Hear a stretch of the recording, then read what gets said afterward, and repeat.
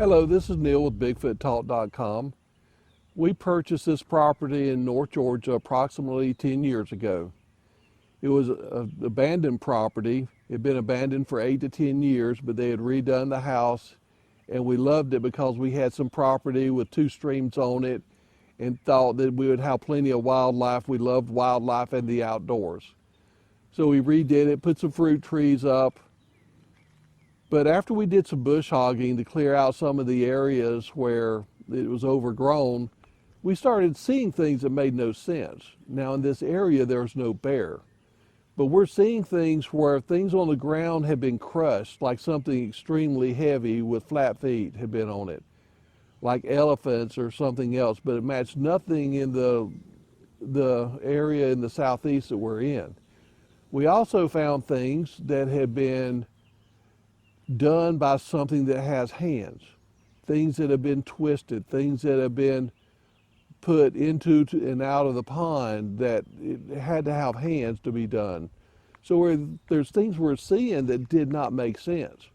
Christmas of 2019, at 1 o'clock in the morning, my wife had been watching a movie, came onto the back porch to cool off because she got hot from the fireplace and her movie was over, and she heard whistling going across the backyard.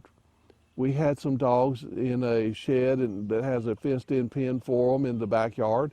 They were barking, going crazy. It whistled 4 times and went right by the dogs. No animals would have done that I know of in this area. My wife came and woke me up. I came out, didn't hear anything, but it just didn't make sense. It didn't match up with the wildlife in the area. So 2 weeks after that, something else happened. Something hit our bedroom wall so hard the whole house shook. And then she woke up, and she never wakes up. I woke up really quick, and when I opened my eyes up, a picture above us, I see it going back with the top of it going back to the wall, then the bottom comes out and goes back to the wall, then it turns sideways. What didn't make sense to me is what could have done that? I've been through earthquakes before, and it's like a wave under the house. There's no bad weather. There's nothing like that. There's no tree that fell and hit the house because the trees are too far from the house. There's no jet going by because I always know the jet will wash after it. And the only thing left would be some kind of explosion. And I went on the website for the local area, and there's no reports of anything in the area. So what could have done this? I had no idea. But in the morning, I went outside and looked where it would have hit, and the grass is all matted down. I can't see anything, but all the grass is matted down. And then on the wall, really high up, higher than I can reach, and I'm 6'4" with long arms, the dirt and everything had been knocked off the bricks. We have a brick house, really high up, higher than I could reach. Again, something that doesn't make sense. But I went and put in the computer Bigfoot in a town that was close to where we were, and I found a BFRO report that told of a Class A sighting with growls and things being thrown at the house and a sighting. And just by the description of the location, I was able to ascertain that this had to be extremely close to where we are, if not the same property. Not sure. So what I did was I met in North Georgia at Expedition Bigfoot in Blue Ridge, Georgia, and I talked to David Becerra up there and was trying to find out if he knew anybody in the BFRO. So I wanted to find out the person that did that report, find out where the location was. He said that he didn't know, they didn't know that person, where that person was anymore, the phone number. He evidently had worked with the BFRO in the past and started asking me a bunch of questions. So I started telling him all the stuff I'm seeing. I told him everything that happened. And after I got done, I asked him, I said, what do you think it is? He said, you know what it is, that's why you're calling me, you have a Bigfoot. Well, that floored me. I thought that maybe there was a 50-50 chance that Bigfoot was alive, but it was going to be on the West Coast Canada, Alaska, Oregon, Washington, California, never around this area. So I always went by the thing of trust but verify. So I wanted to know for sure. And so I did a test. I put 2 headless nails and put 2 Red Delicious apples on it on a trail that I thought had to be a trail that they used. And as I put the apples there, I went there the next day. Well, first I raked underneath it because I was going to rake to the dirt to see a footprint. But after I got down to a certain level of the leaves, it got spongy and I could tell that it would leave the outline of a print, and that's all I needed to verify that they were there. The next day we went down there, the apples were gone. And sure enough, underneath the tree was a print, 16 to 16.5 inches, human-like, but wider than a human footprint. So that's what we did have. We did have Bigfoot on the property. Back in 2020, Expedition Bigfoot, they get in touch with us every so often when they get overwhelmed with too many reports. And I mean, they get thousands of them, so they have a hard time keeping up. So every once in a while, they'll pass off reports to myself and Sheila or other investigators and ask us if we'll take care of those for them, and we do. You know, we're very gracious and appreciative of the fact that they trust us enough to go do those. But anyway, in 20, they got in touch with us and they gave us Neil's information, and I got in touch with him and took his report, got it all written up and turned in. It was a very intriguing report. And I guess probably a month or so had went by. Neil got in touch with us, invited us down to his place, you know, to come check everything out. So myself and Sheila and another partner of ours, we all came down and walked around the place and checked everything out and got looking at the things he was telling us about and different things. And we found tons of evidence, from tree breaks to tracks to structure building to like gated areas where limbs have been pulled over and vines twisted into it and tied, like, you know, with, like hand tied. And where the brick on the house, the side of the house was. The side of the house where it had gotten hit, the mortar joints busted all the way down on it. You know, those kind of things, you know, just don't normally happen. But the part that really intrigued us, we walked off into an area and a lot of tracks around and everything, you know, crushed down vegetation type tracks. But we come to a creek and found a slide track. Yeah. And when the slide track stopped, it was one of the most prettiest tracks you ever wanted to see. I mean, it was, if I'd had the material with us, and that was our fault we didn't bring it. We wasn't expecting No, that we really much, wasn't expecting to find that much evidence. But when we found that, I would definitely cast that track. That would have probably been one of the best tracks we've ever had. I did take several pictures. And we finished with that day right there, and you know, we were very convinced that everything Neil had told us, you know, he had a lot of stuff going on here. And since that time, you know, as times went on, we've become good friends over the years, and he's went with us on several occasions in different areas, and we've been back down here and seeing things and conversing back and forth, and it's, you know, it's been a whirlwind ride for us with it. Yeah, we get to hear, you know, the stories that he calls and tells Scott, or some of the pictures, and it's been amazing. It has, and it's, you know, and the things that we get to see that everyone else doesn't get to see, a lot of because he trusts us, we don't put all this stuff out to everyone or anything like that, and so we get to see a whole lot more than normal people do. And, you know, it's very intriguing. It really is. And we've come down on this little outing here because of some of the other things he has going on.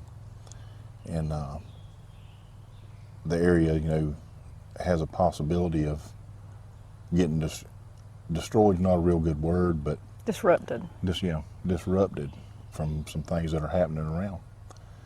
And we got the opportunity to come down here and help out with this, filming this documentary about this place, because it still is a phenomenal place. And it's, something that has the potential of being lost and moving somewhere else. And it's taken years of Neil and his family being here for whatever to build their trust in them, and it's obvious they have. Yeah. It's, it's one of them situations that everybody doesn't have in their backyard, and only a very few fortunate people get this opportunity he has. A lot of people probably would have put a for sale sign on the house like within a week and left. That's for sure. That is for sure. But they stuck it out, and they've been living with this for a long time, and it's, they're kind of jaded to it. It's become a normal situation for them. Right, right. It seems like some of the activity has slowed down a little bit because of all the acreage that's been clear cut. So how could that not affect things? It's sad that it happens. I mean, we as people call it, progression. And from the animal kingdom is their habitat being destroyed. And it happens every day, in different areas and different places. It even happens up where we live. Right, right. A lot of people moving in. Oh yeah, we have a lot of folks moving in up in our areas also, and it's taken away a lot from not only the critter we like to look for, but everything else, the bear, the cats, the hogs, and everything else. And all in the name of progress. Now I would like to tell about the first time we actually saw one on the property. It was about a year later, and we were all having lunch at our table looking out of our bay window. And as I looked out the bay window, I could see down the hill at the side-by-side trail. And at the side-by-side trail, I see something black squatting down. It looked like a stump with a ball on top of the stump. And I knew that there was no stump there because that's our trail that we drive on all the time.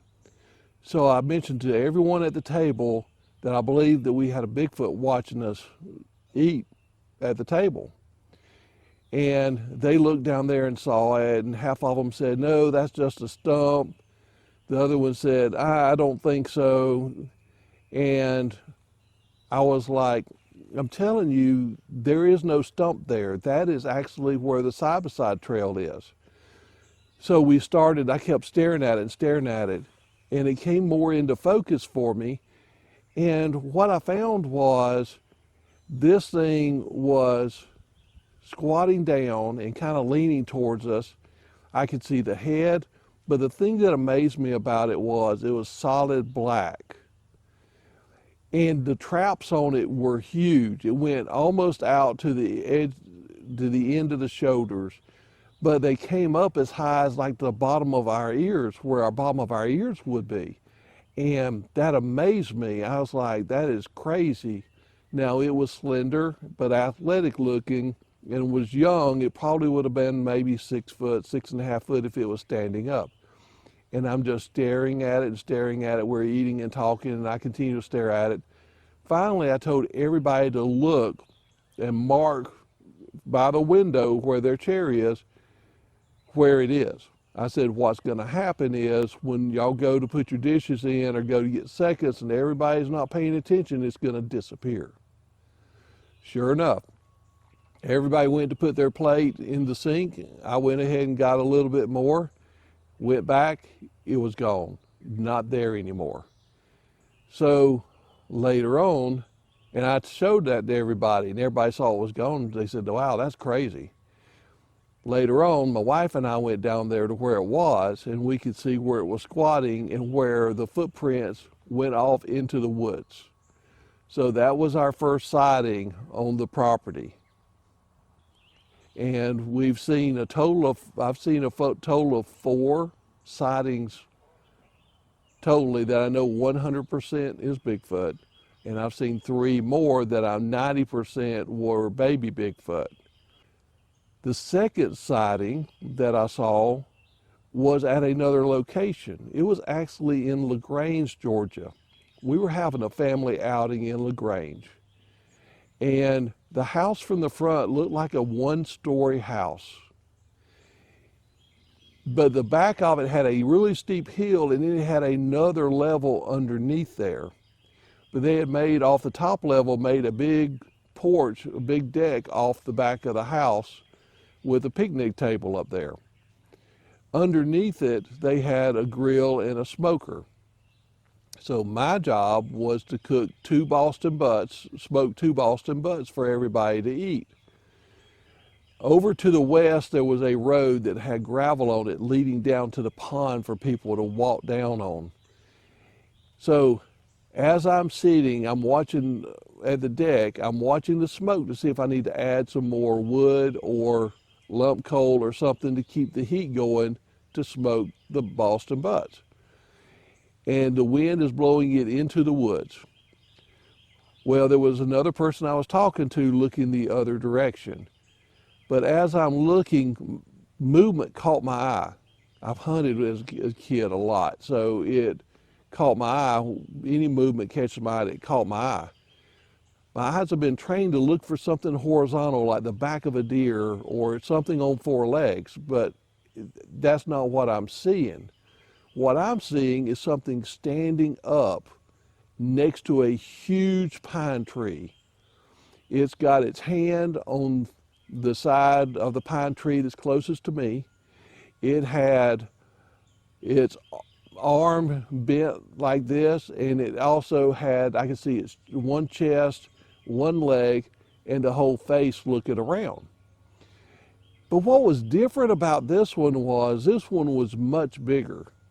This one was 7 to 7.5 feet tall, but the color was different. The color was in between a pine straw color and an orangutan orange.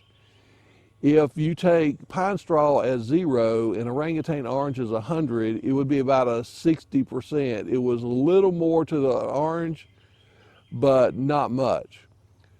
More like a little bit of an orange chestnut color. But the hand was huge on the tree. The forearm was huge. It looked like Steve Garvey or a professional baseball player with huge Popeye forearms. And then I was looking at it.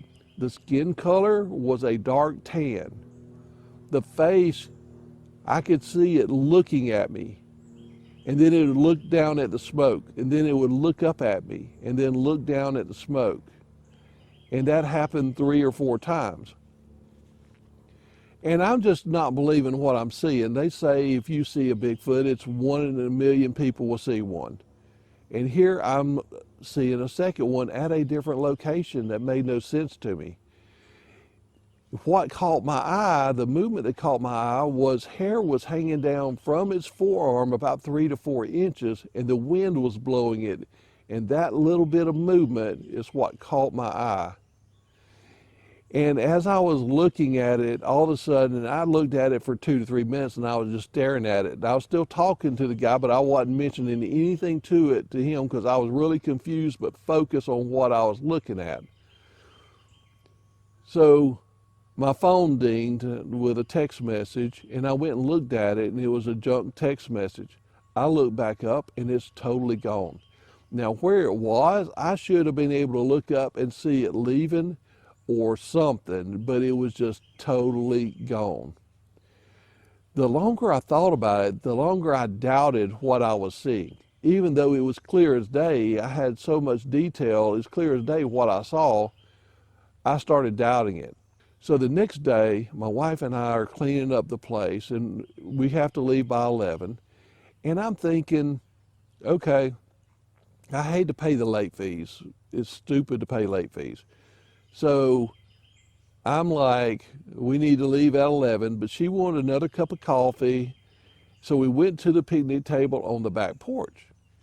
And I told my wife, I said, babe, I think this Bigfoot stuff is making me crazy. She goes, what do you mean? And I told her the whole story about what I saw.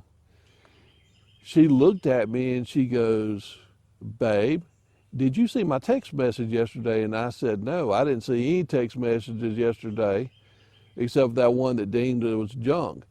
She said, look at my text message. So then I go and pull up her text message, and it was the one above that. She had taken a picture of a footprint that pressed all the gravel down on that road going to the pond. So, you know, the next day we're leaving and we're on the back porch, and my husband, of course, said, babe, I think I'm going crazy. And I was like, why? And he was telling me, you know, what he had seen, what he heard, he's telling me, and I'm like, where? And he had pointed right over going down this hill. And I was like, yeah, that's what I'm saying. I said, did you not see the picture that I sent you yesterday? And he was like, no, what? And I was like, oh my goodness, it is amazing you're saying it was right there. And that's where I seen the footprint. And actually, I mean, you could see it to the T. I mean, you know, and if he still has that phone, I mean, I would love for you to see it. I mean, it was perfect. And then when he told me exactly where it was, what happened, and how he took it, I could not believe it. And he got his phone immediately, you know, and he was like, no, I didn't see it.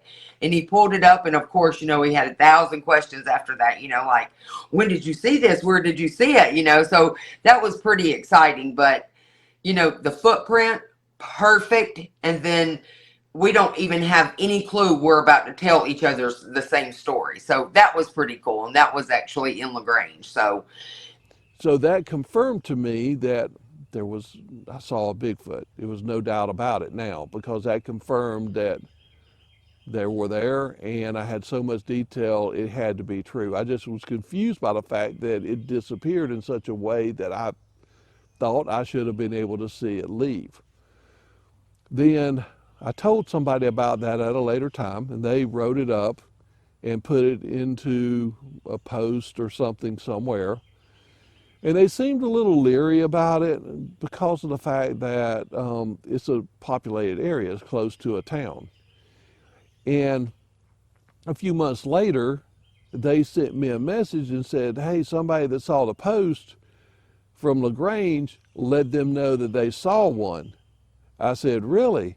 They said, you won't believe it, but it's 1,000 yards from where you saw yours, but it was a different color. It was a different one, but they saw one that close to where your sighting was.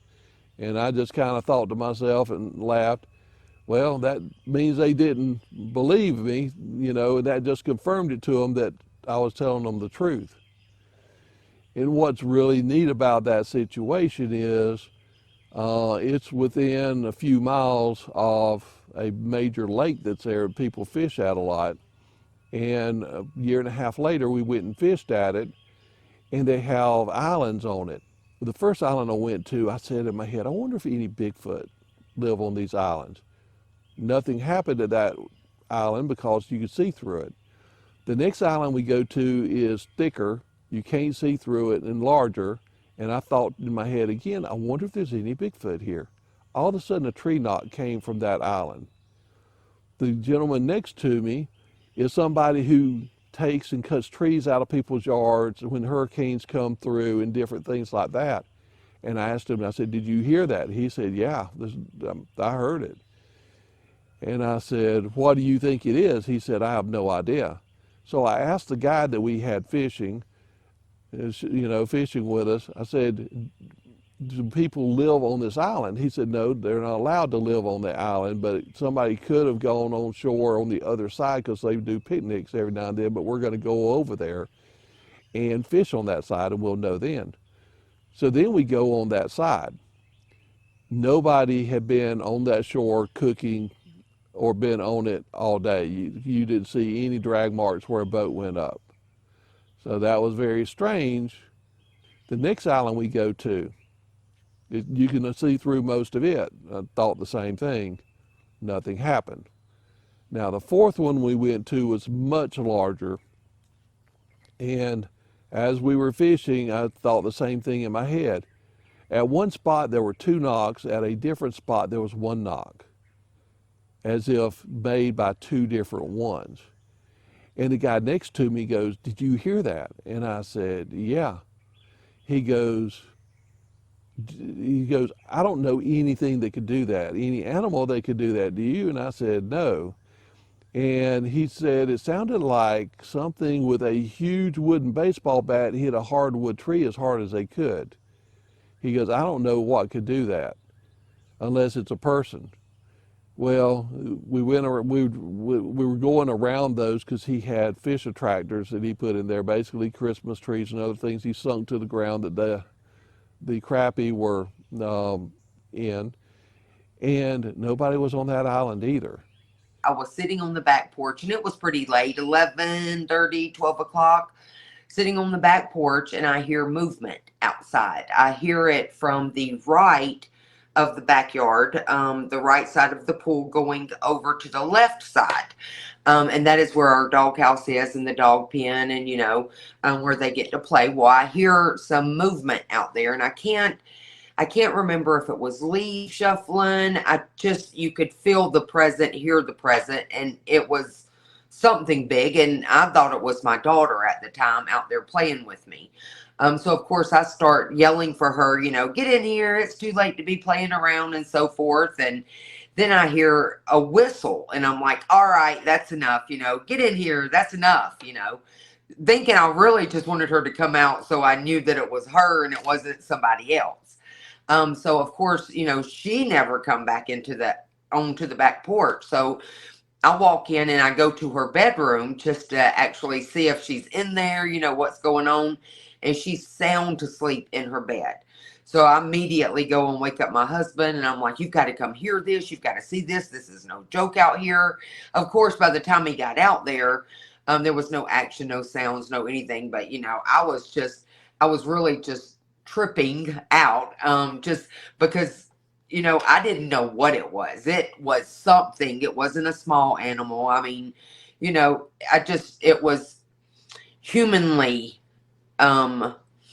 the noise, the whistle, the feeling. So, that was pretty interesting. That was one night that, I'll always remember that night because it was a little scary, I mean, after it was all over and done with, I wasn't too scared, but, to think that it was her, feel it, hear this, then the whistle that was just like a perfect whistle. And then she's in her bed, So, that was a pretty fun experience. Now, the third sighting we had was rather unique. One day I was coming home at 2:30 in the afternoon. I'd taken my mom to the doctor, and I was bringing her back, and across our field I noticed something glistening. Something was shining, and it was weird. It was like a gun barrel shining when it had been cleaned. But this was a light tan color. So I had the window rolled down, and I slowed down and took a few pictures of the woods over there. When I got inside the house, I blew it up, and there was a face of a young one. It was solid black also, but this face was a light tan. And it was shining as if you armor-alled the dashboard of a car that has a light tan dashboard. It was just shining. And it stood out because it had black hair around it, and it was only like 2 inches tall, but it seemed like it was laying back. I don't call that a sighting because I had to blow it up. It didn't meet my parameters to call it a sighting, but a few months later, I was in watching the TV at night, and at that time, young ones were looking in the window at the TV. I fell asleep late one night, woke up around 2 a.m., and we have a little Yorkie dog named Cookie, and it was standing up on the edge of the chair, and it was staring at the window, just staring at it. And I'm looking at him going, well, what are you doing? It's not barking or anything, it's staring at the window. I look over, and in the window is the face that I had seen in the picture in the phone, was looking in the window at me. The fourth sighting we had was a baby Bigfoot. And what had happened was I had put some stuff out at a gifting station, and I was going to go to the pond where I cross a creek. When I started to cross a creek, I could smell the smell of a Bigfoot. And I'd smelled it many times before, so I could identify it very easily. I went up the hill a little bit looking in the woods, seeing if I could see it, but I never saw it. I rolled back in the water and I could smell it again, so I went back up, still couldn't see it. Rolled back and I could smell the smell in the water. And a stream will actually pull the air through it, so it actually pulls the scent with it down the stream. So I knew the direction it was coming from, and it also has a trail up there that leads to the woods going to the gifting station where I left the stuff. As I went to the top of the hill, I looked and I saw something to my right, somewhere between 7 yards and 12 yards away, but it was in the light, but it was sitting like a rabbit. Now my brain is trying to tell me this is a rabbit, but it's too big to be a rabbit. If this thing stood up, it would be 3 foot tall, 3 to 3.5 foot tall. So I go through the criteria, I always do. I always believe in trust but verify. So I'm trying to verify that this is a rabbit. First thing I'd say is look and see if you see the tail, the cottontail. Well, it was sitting down on its butt, so there's no way I could see if it had a cottontail or not. The second thing I look at is the ears. Then when I saw the ears, I realized the ears are on the side of the head, not up on top. These are not rabbit ears. These are ears like humans have. But the funny thing about the ears on this one is that the ears are flatter against the head. They seem to be smaller shaped, and they seem to be a little bit lower than what ours would normally be. But it's looking uphill. It never looked at me. Now, I did know that in the direction it's looking at the top of a hill, the mom used to stay. So I'm assuming that because I put the stuff out at the gifting station, they were coming down to get anything that I left that they liked, and they got caught in between there with me coming up there, and it was basically being told to stay still, but I was looking at it, so then I think the mom must have said, come on, let's go. And when it moved, I knew it was no rabbit. It did not move anything like a rabbit at all, and I knew then that what I was looking at was a baby Bigfoot.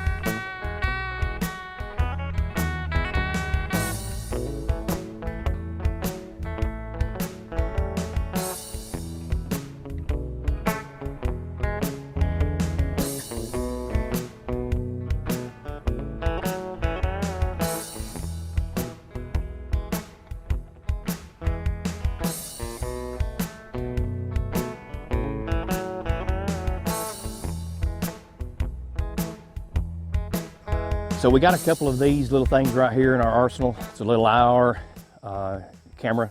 We can turn the infrared on or off, motion detection. It's got a little magnet on the back. We got these, we thought we could use these around our camp when we do expeditions. Stick on the bottom of a frame of a RV or a travel trailer, a cook stove, and thought we might catch something coming through camp. You know, the lower it is, we might catch some big hairy feet walking by the trailer, who knows. So we thought we would use one last night, and since we didn't have anything metallic over here to stick the magnet on, we come down here. Of course, we made sure it was on. We had power, it's fully charged.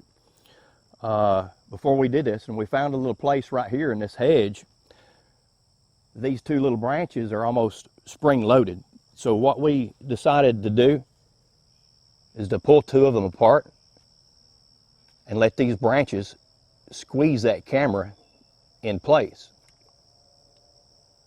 And it's pointing right to our gifting table. Actually, it's Neil's, he sets up. And what we did is we put a little zip tie down here and we slid this up closer to the camera, and it made that clamp the camera tighter. And this morning, when we come down and checked, it was down on the ground at the base of this little hedge. I picked it up. The power was off. Battery was still good as far as we know. And we checked the SD card back at base camp, and there was nothing on there. So we don't know what happened.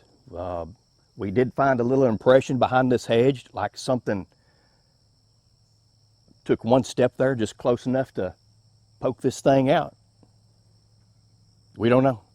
So when we went back to base camp to review the footage on the SD card, there was like 3 hours of footage, but nothing from last night. Nothing of it falling, nothing of it getting knocked out of the hedge here, nothing from the gifting station. We know this camera works. We've used it before. Myself personally, I know I've taken some pictures with it. The only sighting that I have ever seen, which I truly believe it was a Bigfoot. I don't know what else it could be. Our bedroom is on the right side of the house, and as you come out of the bedroom, you'll go through the living room, and then you'll end up in the dining room and then the kitchen. Well, as you're leaving the living room going across from the dining room, there's a bay window, of course, so there's like 4 or 5 windows that's there, plus the one over the sink. So as I'm crossing through the kitchen, I'm talking to my husband at the table, my kids that were at the table, and you know, as I was looking out there, we had just planted something. Something had made me actually look out the window, whether it was the dogs barking or, you know, something. I had looked out the window and I seen like, now this was far away. I'm going to say probably 50 feet maybe. So it wasn't close to the window, but you could see it, you know, as you're looking out of the window, you could kind of see where the doghouse is. And then it goes on out where we had planted a little garden. Well, in that one straightaway, there was like a big black, I want to say blob. You don't know what it was. It didn't look like a tree stump. It was just so huge. And as I'm walking by, I'm like, what in the world is that? Kept walking to the kitchen. You know, there's no telling, you know, I'm not thinking anything. So I'm coming back through. And as I get to the living room, I pick something up and I take it to the kitchen table and I'm looking at it and I'm like, what in the world is that? Because of course I do a lot of mowing on, riding lawnmower. So, I mean, I sort of know the grounds. I know where the rocks are. I know where the branches are, you know. So, you know, I know there's nothing there. It's not a tree trunk. That's just how big it was. I mean, it was bigger than a tree trunk. It was just so huge and massive. And so I'm kind of looking at it. I'm like, what in the world is that? You know, I finished doing whatever I'm doing. I'm still in the kitchen, of course. And I come back and I'm telling them, and I'm going to go ahead and walk out there and see what it is because it's new. It's huge and it's new. So what is it? So of course you know, my shoes were beside the kitchen table where the back door was. I get my shoes on and I get out to the back patio where I'm about to walk down the steps to walk out into the field, and it is gone and nothing is there. I mean, and it was so wild. It was so big. You know, how is it there, you know, and it is gone, you know. So it was pretty amazing. I'll never forget it. I see exactly what it looked like, how big it was, how far it was. But that was pretty neat. That I would definitely consider a sighting. It was nothing else that it could have been. It wasn't a dog. It wasn't, you know, it was massive. And all of a sudden it's gone. I had 3 other sightings that I'm not 100% off because one of the things I have to do is rule out every other animal, and it's possible that one of these 3 could be an escaped chimpanzee or something, and I'll go into those. The first one, my wife and I are driving down towards the gifting station, and I see something on the deck of the gifting station. And I look at her and I say, there's something on the deck of the gifting station. She said, what? I said, there's something on the deck of the gifting station as we're driving down to it. All of a sudden, whatever it was slid down to the ground, went to all fours, hesitated for a second, and then moved on all 4 legs, quadruped, around the back to a trail that I know they go down where there's a big vine that goes into a big tree. And what I'm seeing is not matching any animals. But also what was weird was the arms, the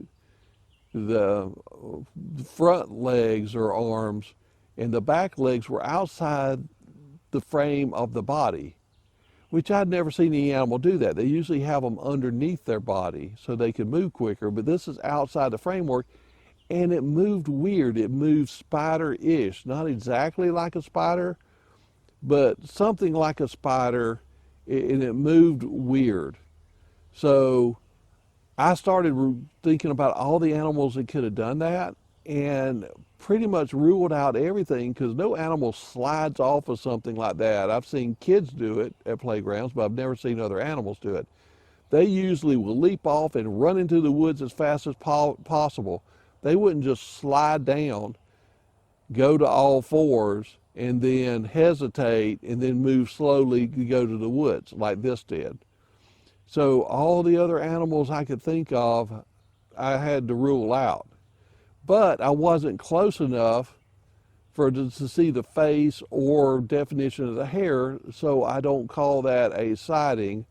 But it's 90% to me, because I ruled out pretty much every other animal it could be. We got here yesterday, and since yesterday, it was a pretty day yesterday and pretty day today. We've had some little activity down there at the I don't know if you want to call it a gifting area or what do you want to call it? Buffet. Yeah, buffet. We've learned some of their favorite foods. It's been awesome. So It has. Yeah. It has. It's always a pleasure to come down here, I should say. And we know. I don't want everybody to think, well, everything's not a Bigfoot. That's right. Everything is No, not a it's Bigfoot. And you do your best to debunk it. Okay, it could have been a squirrel. It could have been a raccoon. It could have been this. It could have been that. But not all of it. And I have folks get a little aggravated with me all the time, because they'll send me a picture of a track or, anything, and something that they think is. And once I look it over and everything, I say, well, that doesn't really seem to be that to me. And they say, well, what makes you think that? And then I tell them and show them. And they're in, understanding and seeing what I see. And, it takes a lot for me to want to say, yes, that is. And because I look for everything for it to be not, Right. before I do say it is. Right. And the things I've seen around here, there's a whole lot of things around here that I say, yes, that is. Well, yesterday when Neil put out the buffet, we had seen around the area and seen a few tracks, old tracks. So we went back down there today, and there's just a lot more tracks in what like I call the Big Boy Trail. And there's some really good sized tracks, fresh tracks. There are, and you can track these things and to a certain point, and then it starts getting too thick. I'm game to go in there, but it's fruitless to travel through that thick stuff. Keep tracking him, because I'm only going to be able to go so far. Yeah. So we're excited for this evening and tonight. Going to sleep with the windows open and the doors open, and see if we can see what happens. See if you'll come on in. Maybe they will. Hopefully.